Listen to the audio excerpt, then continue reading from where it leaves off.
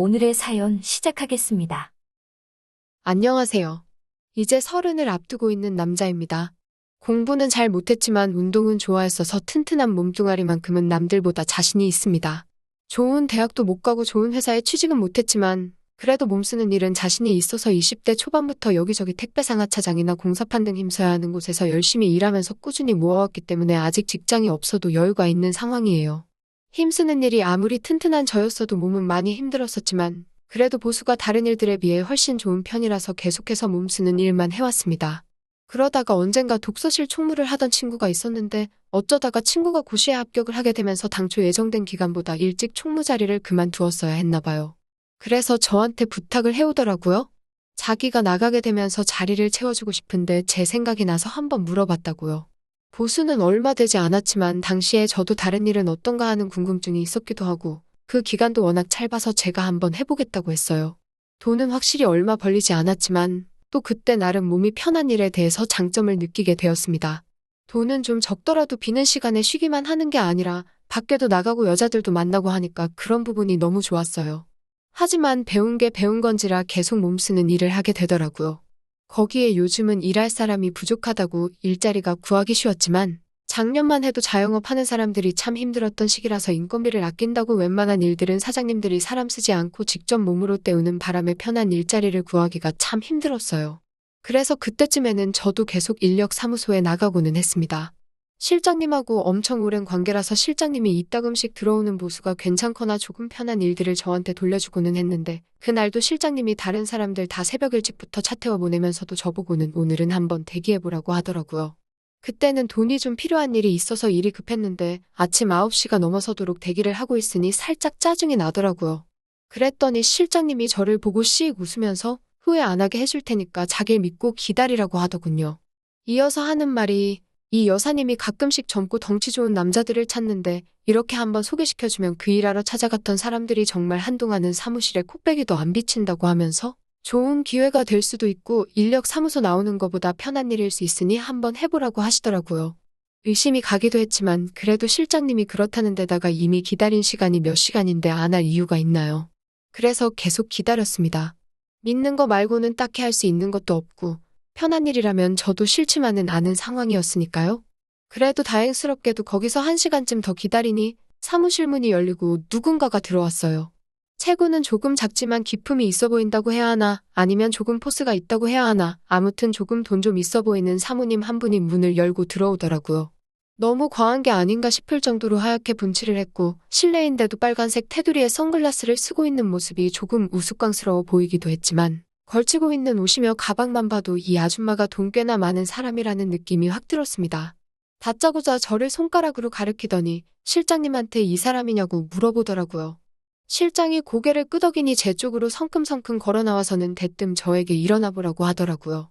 제가 몸이 좋다고 한들 보디빌더 같은 사람은 아닌데 제가 키도 185로 엄청 큰 편이고 허우대만큼은 정말 자신이 있었거든요.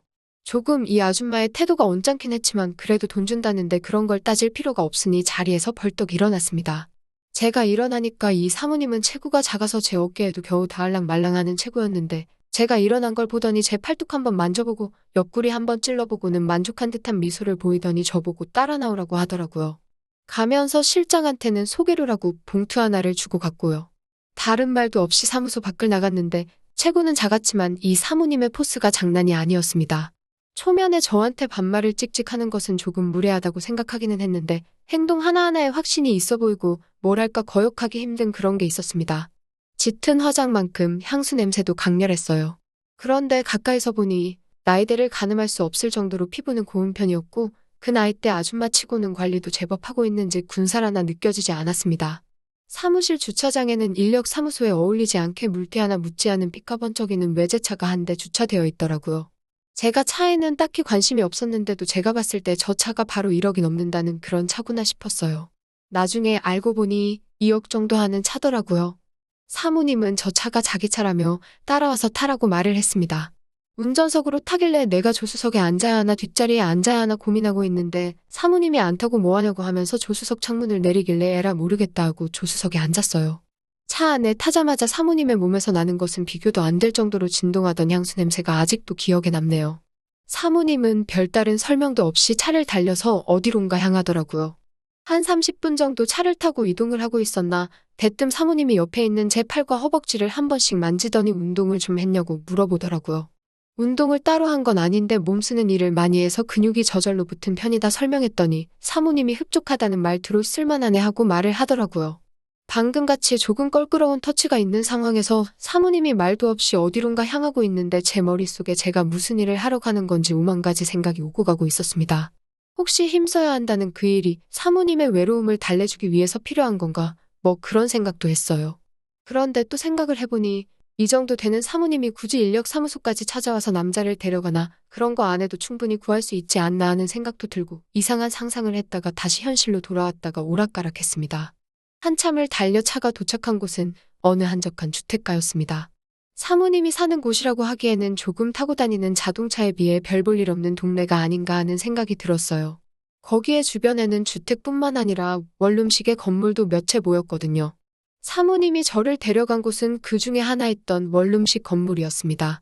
사모님은 그 건물 1층에 있는 빈방으로 저를 안내해줬어요. 그제서야 사모님은 제가 무슨 일을 하게 될지 설명을 해주더군요. 사모님은 그런 원룸 건물을 몇 채 가지고 있는 부동산임 대업자였어요.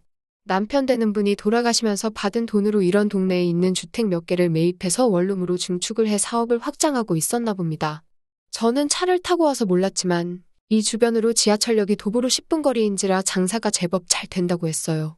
다만 사모님이 여자 혼자 몸이라서 그동안 여자 세입자들만 받아왔다고 하더라고요. 그동안 그렇게 큰 문제는 없었는데 요즘 흉흉한 뉴스도 많고 주택가라 골목이 많아서 그런지 세입자들이 불안해하기 시작했다는 겁니다. 그래서 사모님은 1층에 있는 방 한 개를 비워놓고 거기에서 저를 약간 상주하는 경비원 느낌으로 쓰겠다고 하는 거였어요. 그 방에서 자유롭게 지내도 무방하다고, 그리고 제가 집중적으로 근무하게 될 시간은 여성 세입자들이 퇴근하기 시작하는 저녁 6시부터 출근을 시작하는 다음날 아침 8시까지라고요. 방 안에서 뭘 하고 지내든 상관없지만 세입자들이 불안하게 할 행동만 금지해달라고 했고, 특히 근무 시간에는 연락 두절이 되지 않고 필요에 따라서는 세입자들 귀가를 에스코트해주는 일부터 무거운 택배를 옮겨준다든지 하는 자잘한 업무, 그리고 전등 같은 걸 갈아주거나 분리수거를 도와주는 등의 간단한 일 같은 걸 부탁하더라고요. 시간이 조금 애매하긴 했지만 일 자체는 힘들 것도 없어 보이고 무엇보다 보수가 밖에 나가서 막노동을 하는 것보다 많았습니다. 그래서 그 일을 저도 하기로 결정했고요. 일을 시작한 초반에는 너무나도 좋았습니다. 세입자 대부분들이 제 또래의 젊은 여자들이었고 퇴근길에 제가 마중 나가서 집까지 같이 걸어오는 것도 마치 데이트하는 기분이 들어서 너무 좋았어요. 전등 같은 걸 갈아주는 업무는 거의 있지도 않았고 분리수거도 제가 혼자서 하는 게 아니라 세입자들하고 같이 해야 했기 때문에 오히려 저는 수많은 여자들한테 둘러싸여서 일하는 게 너무 행복했습니다.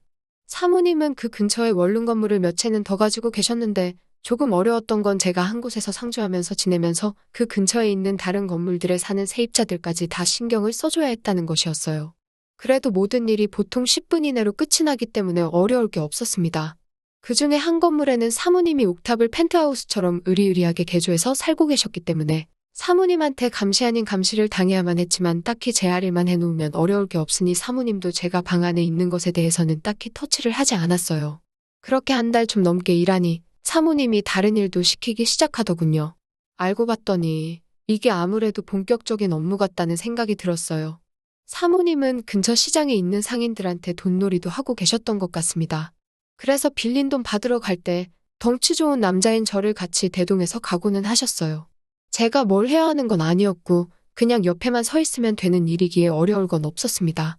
가끔씩 장 같은 걸 보고 집까지 옮겨드리는 일도 있었는데 그런 간단한 일을 하고 받기에 너무 큰 돈이라서 불만 같은 거 하나도 없었습니다. 그런데 지금 생각해보니 그건 사모님이 저랑 단둘이 시간을 보내고 싶어서 그랬다는 느낌도 드네요. 아무튼 일이 익숙해지니까 꼼수만 늘더라고요. 정말 딱히 아무도 저를 찾거나 하지 않았기 때문에 대충 사람들이 퇴근하고 잠들었을 것 같은 늦은 시간이 되면 저도 나름대로 시간을 보내는 방법을 찾았습니다. 핸드폰으로 이것저것 보면서 만취하지 않을 정도로 술을 마시는 것이었어요. 처음에는 조금 조마조마했는데 한 번, 두 번에 몇 번을 하다 보니까 별로 겁이 나지도 않았습니다. 사모님과 일이 있던 그날도 어김없이 맥주 3병에 소주 1병을 사서 소맥을 마시면서 시간을 때우고 있던 어느 날이었습니다.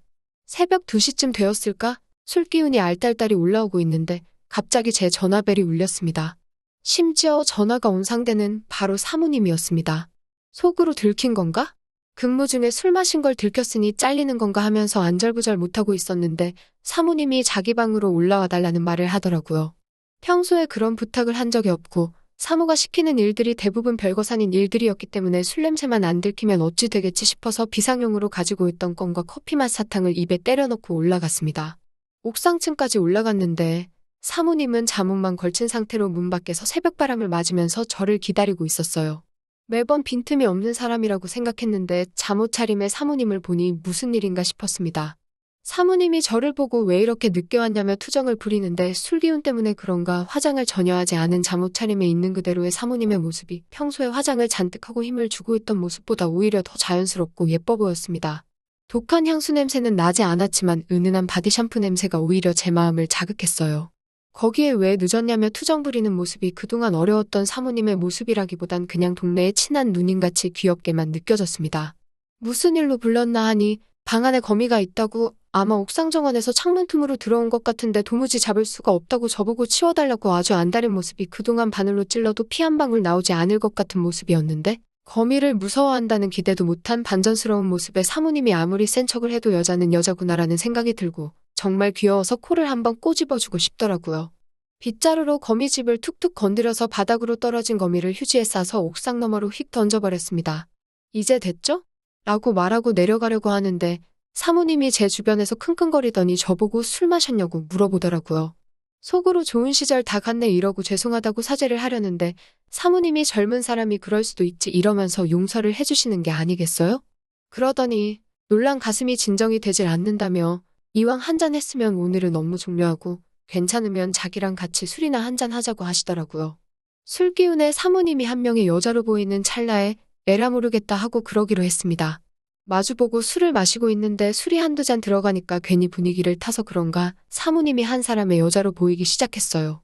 사모님도 술이 들어가니까 화장도 안 한 양쪽 볼따구가 빨개지고 코맹맹이 소리를 내는 게 자꾸 신경이 쓰여서 저도 제정신을 차리기 점점 힘들어졌습니다.